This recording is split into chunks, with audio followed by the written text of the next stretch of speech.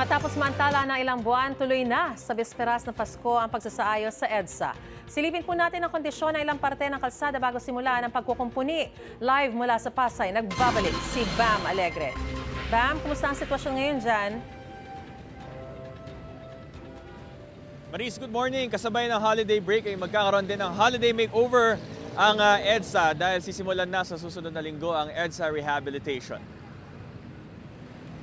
Ito nga ay isasabay sa Christmas break at isasagawa na rin ang EDSA Rehabilitation. Ayon sa DPWH, DOTR at MMDA, sisimulan ito ng 11 p.m. sa December 24, bisperas ng Pasko hanggang 4 a.m. ng January 5. Dito muna ito tututok sa panulukan ng EDSA at Roas Boulevard.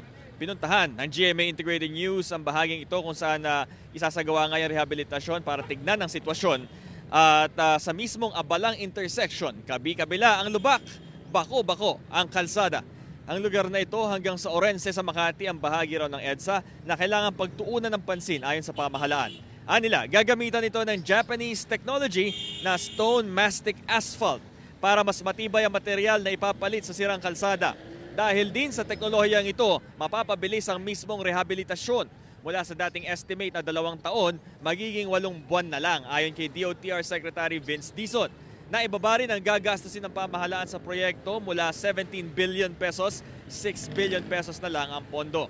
Ayon naman kay MMDA Chairman Artes, limitadong mga lane lang ang aayusin para hindi tuluyang mawala ng access ang mga motorista sa EDSA. Magagamit din ng mga commuter ang EDSA Bus Carousel.